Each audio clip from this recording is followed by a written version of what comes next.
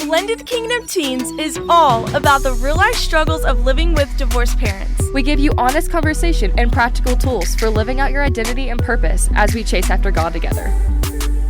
Hey BKT fam, it is Sidney and Jerzi back with another episode, season 3. Today we're going to be talking about kind of like balancing between your families and like what that kind of looks like, especially with like parental expectations, with like time sharing. Going between homes. Yeah, for sure. Wow. So I'm going to start off with Jerzi. What did bouncing back and forth between your parents' home look like, not only for you, like in high school and whatnot, but even as we're in college? Yeah, I mean, gosh, I think that's honestly the biggest change when your family, whenever you go through a divorce, is that split and having that date, that like weekly, just like clockwork, you know. For me, it was every Wednesday I went to my dad's. And I was there for 3.5 days, and then every Saturday I'd wake up, be at my dad's for a little bit, and go to my mom's. Like, every single person in my friend group growing up, all of them have my schedule memorized. I was the only person in my friend group that had divorced parents, and that was just like a big thing. All of them knew that Saturday mornings I'll be at my dad's headed to my mom's, and Wednesdays I'll be at my mom's headed to my dad's. Which honestly, sometimes it really made me feel like a little bit of just like a sore thumb in the group, that I was always the one that was like, sorry, like that day I'm headed to my mom's, and it's my first time being at my mom's, so I can't really make any plans because I need to, you know, I miss them and I haven't seen them for a while. But then when I go to my dad's, I'm like, I'm sorry, I can't do anything that first day because when I initially get there, I need to spend time with them. So I mean, it's always been really hard. For me personally, I always found myself on that drive leaving that one parent's house, I would cry. And even being like in high school and grown now, whenever I go home, like I hate splitting the time because I am so blessed with the best parents, and I would like to not choose. If you don't mind, I'd love to tell you a little story. Yeah, go ahead. So when the year my parents got divorced, I was in cheer, and I'm not a cheerleader, but I was in cheer, and we got these Chevron bags. We like paid a lot to be in like Pee Wee cheer, and we all got all this stuff on our first practice, and I got this like black and white, like pretty big Chevron like duffel bag to put all my stuff in. And that summer is the summer my parents got divorced, and I didn't have like enough clothes to just like have a full wardrobe at both houses. And so from second grade till now, I actually still have the Chevron bag. Excuse me. And I mean, that Chevron bag has seen every single thing. That Chevron bag is the thing I carried out of my house every Wednesday and Saturday with clothes in it, ready for the next 4 days for about 10 years. And that is a big consistent thing for me. And actually, I just wanted to bring some scripture in here and encouragement. Of course. Sydney, if y'all don't mind.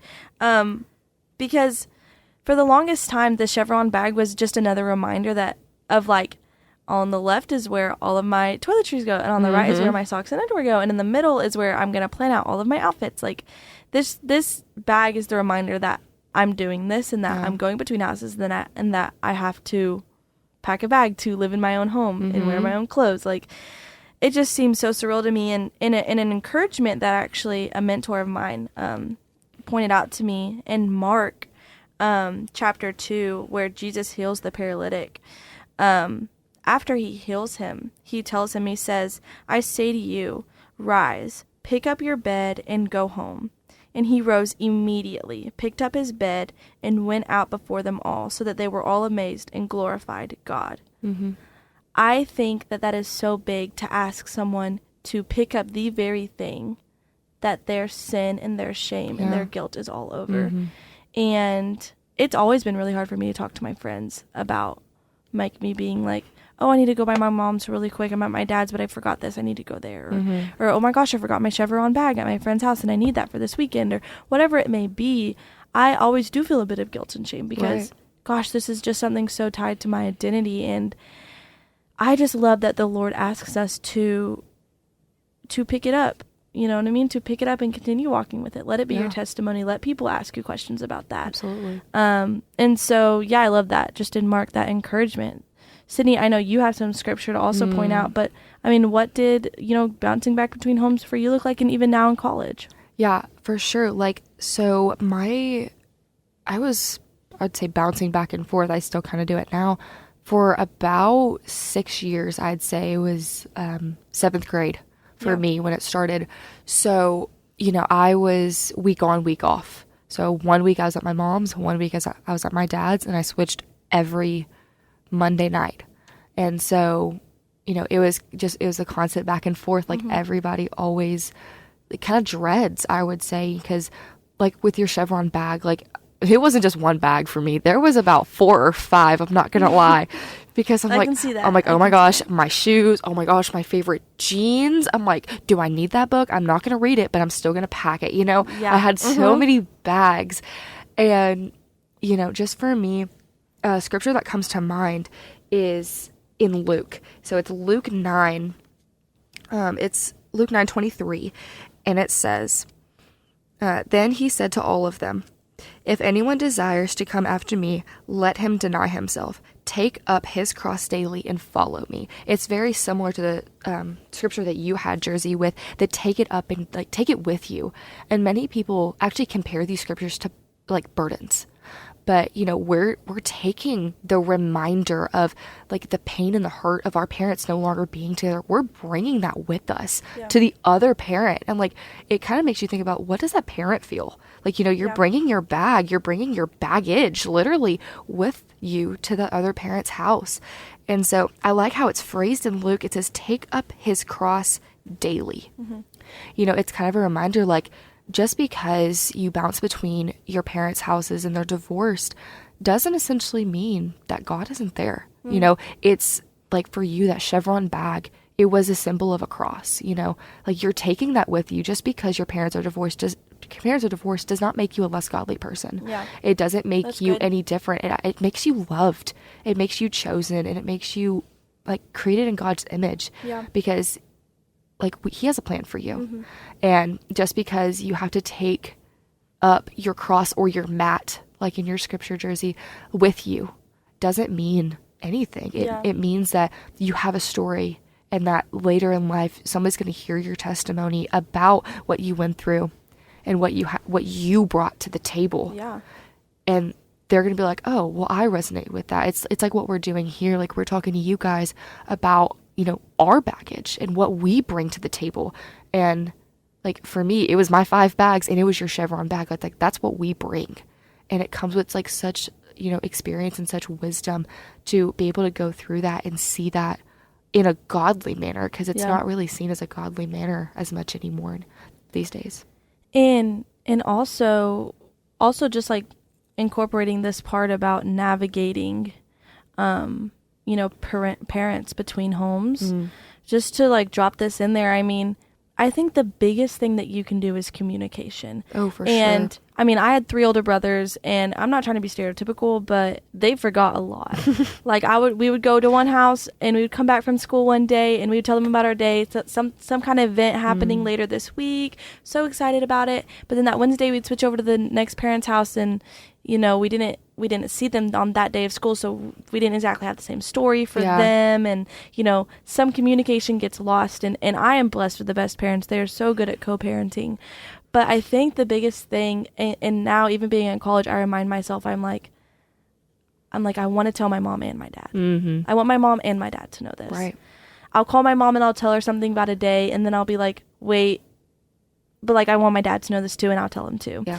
And so I just encourage you to, whatever age you are, whatever you're in college now, still communicating between your divorced parents, or you're a teenager, just growing up and learning as you go. I say communicate, whether that becomes your feelings, events coming up, a really deep conversation that you might have had with one parent that you didn't get to have with the other, because they're not in the same home. I encourage you to just communicate, and even when it's hard.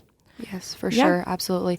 Another thing to kind of touch on before we wrap this up is like parental expectations. Like, your parents want to see you, and it's very hard. I mean, we even struggle with this being in college, bouncing back and forth between each parent's house for holidays, but even in your daily life, because you want to make everything even. Because, one parent's like, well, I want you for Thanksgiving. So then you have to figure out your Thanksgiving plans. And oh my gosh, don't get me started on Christmas, Like, it's very hard and whatnot to balance the time between each parent. And like, what I would say to that is you have to remember that it's your time. Like, yes, your parents technically have custody of you and whatnot, but, like, it's your time. Like, spend it with who you want, and you can be fair. It's the easiest way to do it. But, just try to remember that your parents' expectations on you aren't essentially exactly what you have to do. We try to be people pleasers as divorced kids, and it's, at the end of the day, we're not going to always please everybody. And so definitely, like you said, Jerzi, communicate with them. Be like, this is what I'm thinking. What do you think about it? And if you have a parent that's just like, well, I want all the time with you, just be like, well, I'm sorry. Like, I do have another parent I have to go see in maybe another side as well.